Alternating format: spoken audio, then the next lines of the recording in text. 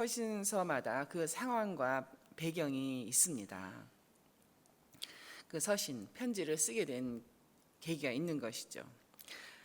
각 서신서를 기록한 사람, 또 받는 사람, 그런 사람이 누구였는가? 또 그들이 처한 상황과 문제들은 어떤 것이었는가?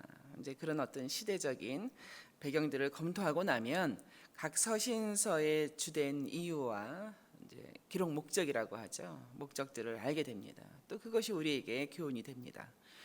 베드로 전후서는 사도 베드로가 로마에 거점을 두고 복음 전파를 할 때에 기록했습니다. 상당히 말년, 베드로 말년에 해당합니다. 그가 순교하기 한 2년 전쯤 그 이내에 있었던 시기로 AD 66년에서 68년 정도로 추정합니다. 수신자는 그 지금의 터키 지역이죠. 이제 소아시아에 있는 성도들입니다. 그러면 로마에 있는 사도가 소아시아에 있는 성도들에게 편지를 쓴 이유는 무엇인가? AD 64년 여러분 잘 아시죠? 네로 황제는 그 로마에 대해 화제의 그 이유를 그리스도인으로 이렇게 그들의 소행이다라고 하면서 대대적인 핍박을 했습니다.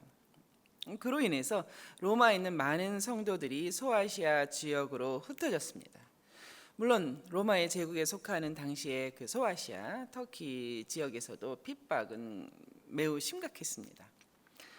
이 핍박을 베드로는 베드로전서에서 어떻게 표현했냐면요. 4장 12절에 있는데 이렇게 있습니다. 불시험이다. 너희는 불시험을 당하고 있다. 이렇게 있죠. 너희를 연단하려고 오는 불시험을 이상한 일 당하는 것 같이 이상히 여기지 말라. 그의 표현대로 불시험이었습니다. 그런 불시험 가운데 있는 성도들에게 보내는 서신서인지라 베드로 전서는 별명이 있습니다. 다름 아닌 격려의 편지입니다. 지금 당하는 고난은 연단을 위한 불시험뿐이니 믿음 저버리지 말고 오직 하나님 은혜에 굳게 서서 인내하고 또 인내하고 이겨내며 나아가기를 격려하고 격려하는 이 편지를 보냈습니다. 그렇습니다.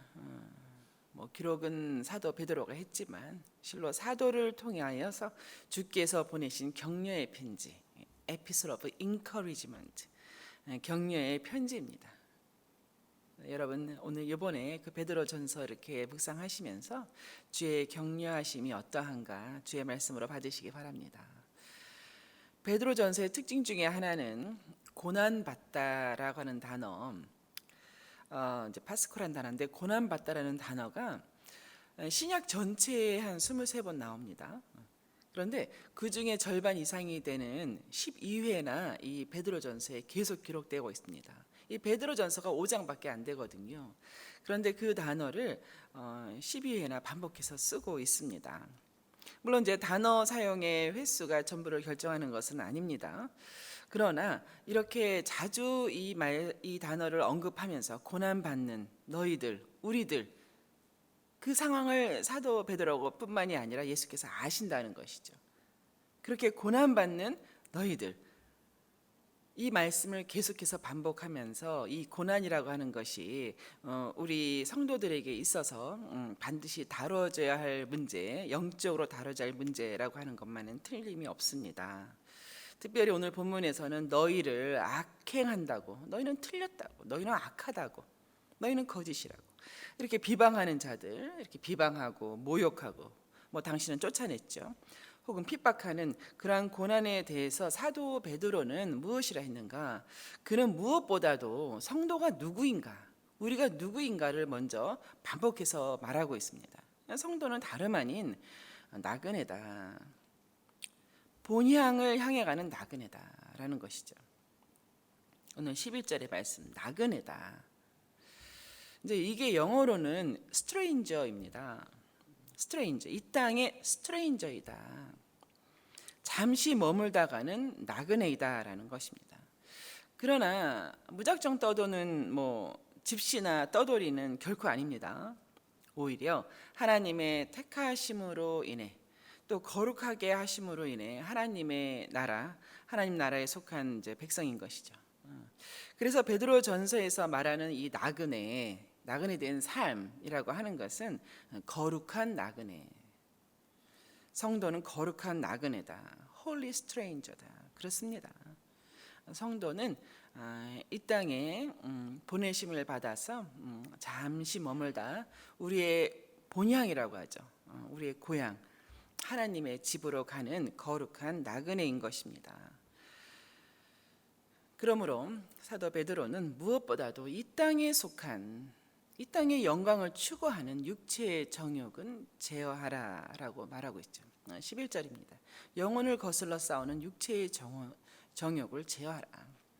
육체라고 하는 것은 성령의 일을 거부하고 또 우리 거듭난 영을 무력하게 만드는 이 타락한 본성을 뜻합니다.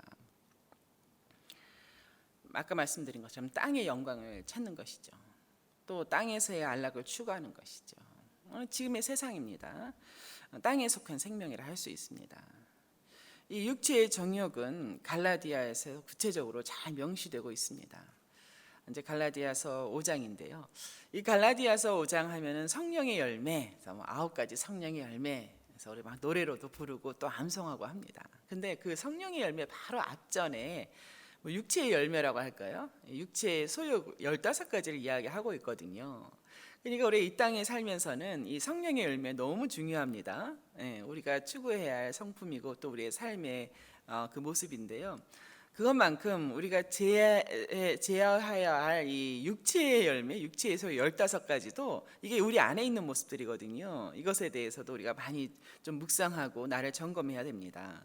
거기에서 육체의 소욕 15가지를 이야기할 때에 일단 이렇게 시작합니다. 5장 17절에 육체의 소욕은 성령을 거스른다.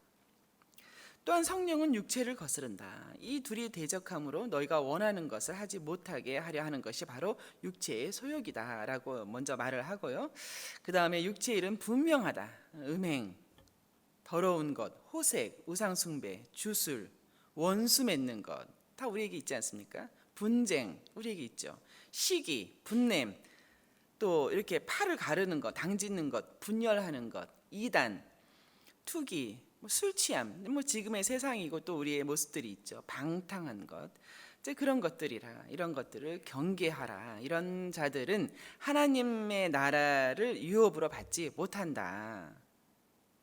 하나님의 나라, 우리의 본향이지 않습니까? 본향으로 가는 이 나그네의 삶에서 이런 것들은 그 나그네 삶에 전혀 도움도 안 되고 상관이 없는 것들이다. 이런 것들은 제어하라라고 가르치고 있습니다.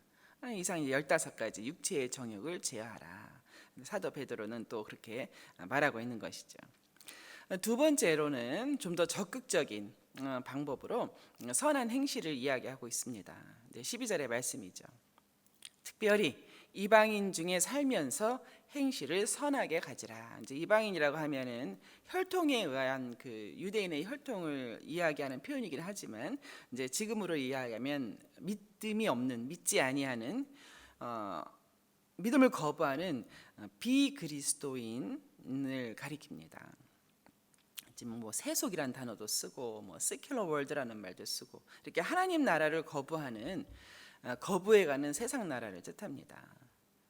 다시 말해서 그리스도는 이러한 세상에서 살아갈 때에 선을 행해야 된다. 그의 행실을 선하게 가져야 한다라고 사도 베드로는 이제 가르치고 있는 것이죠.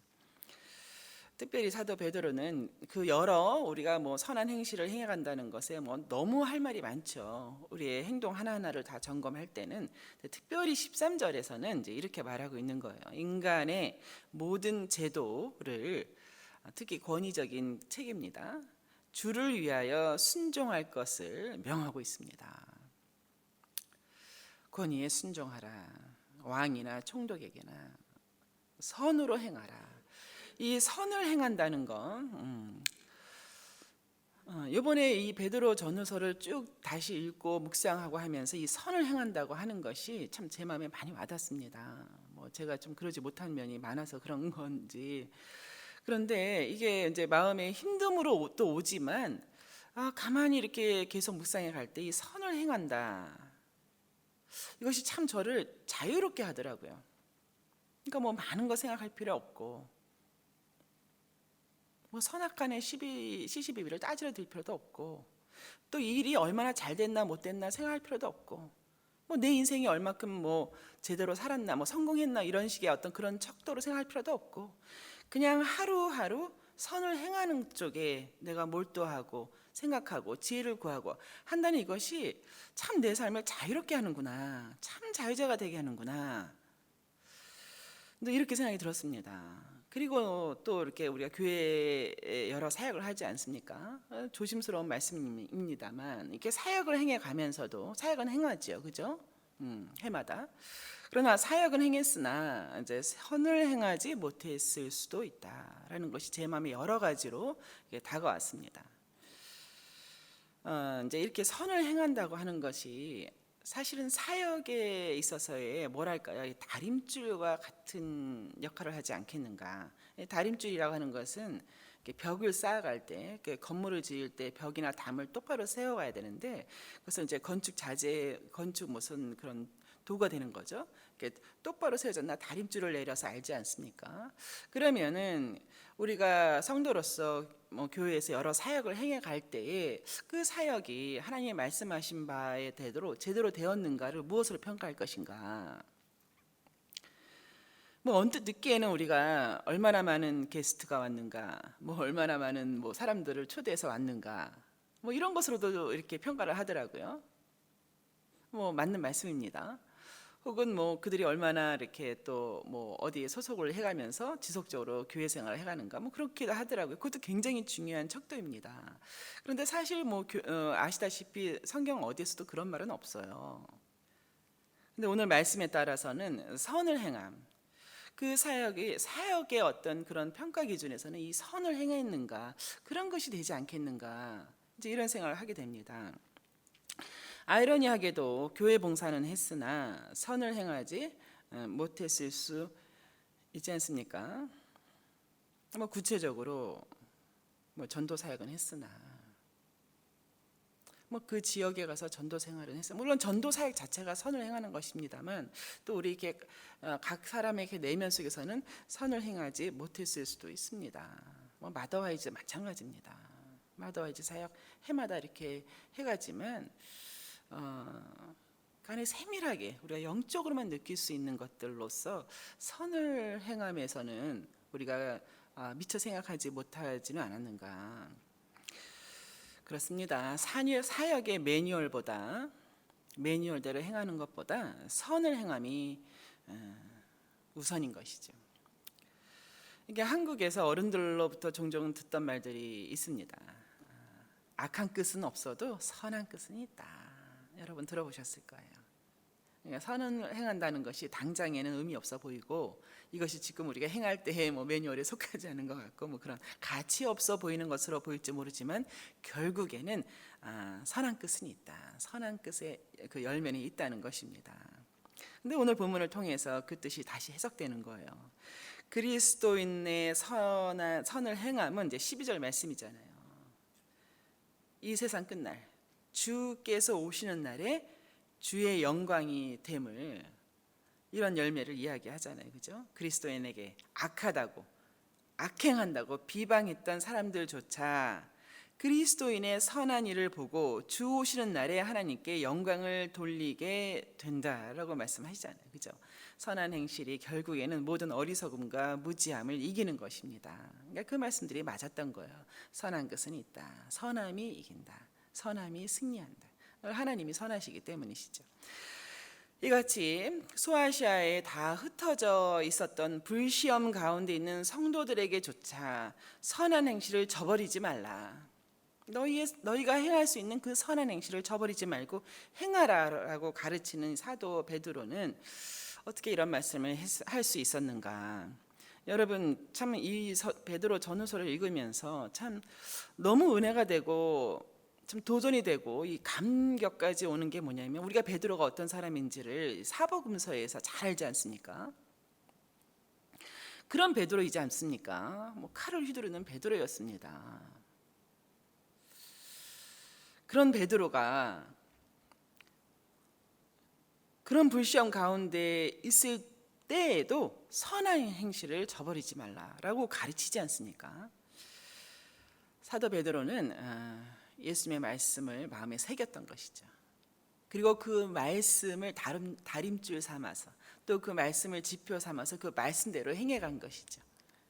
그랬을 때에 선하신 하나님께서 맺으시는 많은 열매들이 그에게 증거가 있었던 것 같습니다. 예수님께서 가르치신 말씀은 무엇입니까? 마태복음 5장 14절에 너희는 세상의 빛이라 그렇게 하시면서 16절에 너희 빛이 사람 앞에 비치게 하여 그들로 너희 착한 행실을 보고 하늘에 계신 너희 아버지께 영광을 돌리게 하라. 굉장히 파라독스라고 하죠. 이게 어떻게 우리가 행한 선한 행실이 하나님 아버지께 영광이 되겠는가? 그것도 악한 사람들에게, 우리를 악하다고 비방하는, 너희를 악하다고 비방하는 사람들께 선으로 행해가는 것이 하나님께 영광이 된다. 정말 하나님 나라에 속한 사람이 아니고는 깨달을 수 없고 또 인정할 수 없는 말씀일 것입니다. 근데 사도 베드로는 이것을 마음에 새겼던 것이죠. 그래서 그가 그의 전 생애를 바쳐서 전도하고 선교하고 할 때에 이것을 기준 삼아 나갔던 것입니다. 그렇습니다, 여러분. 이 착한 행실, 선한 행실은 성도의 빛입니다.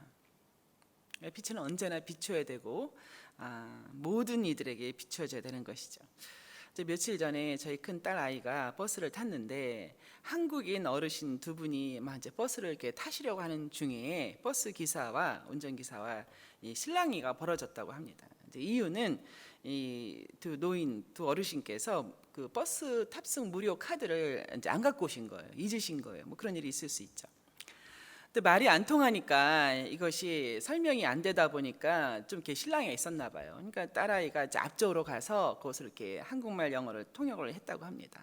그래서 두 어르신이 타시게 됐는데 이제 문제는 딸아이 뒷좌석에 두 어르신이 앉으신 거예요. 그리고 앉자마자 하시는 말씀이 뭐 좀 이렇게 그대로 제가 전해서 좀 죄송스럽습니다만 이제 이렇게 하더라는 거예요. 이 버스가 지 거야? 왜 못하게 하는 거야? 웃겨. 이렇게 두 노인네가 이야기하는데 이제 한국말이니까 다른 사람은 다 못 들어도 그 바로 앞좌석에 있는 저희 끈따라이는 듣는 거예요. 그러니까 얘가 이제 그의 마음에 좀 충격으로 왔겠죠. 뭐 두 어르신은 그랬나 봅니다만 이제 성도는 달라야 하는 것이죠. 누가 듣거나 안 듣거나 사실 하나님께서 다 듣지 않으십니까? 이 선한 행실은 실로 우리 교회의 행동 지침입니다. 자, 그러므로 이번 베드로 전설을 통하여서 또 베드로의 삶이 어떠했던가? 그야말로 베드로 하면은 이에는 이, 눈에는 눈 이것이 딱 들어맞는 사람인데요. 그런 베드로가 악을 선으로 갚는 것을 이야기하지 않습니까? 이번 베드로 전설을 통해서 이 성도의 선하고 착한 행실, 특별히 핍박 가운데서 또 고난 가운데서 이 선행을 잊지 않고 그것을 지표 삼아서 행해가는 이런 새로운 시각과 그 인식을 갖고 거룩한 나그네의 삶입니다. 축복된 나그네의 삶입니다. 사실은 굉장히 자유한 삶입니다. 이런 거룩한 나그네의 삶을 기쁘게 살아가는 저와 여러분 되시기를 주의 이름으로 축원합니다. 아까 불렀던 찬송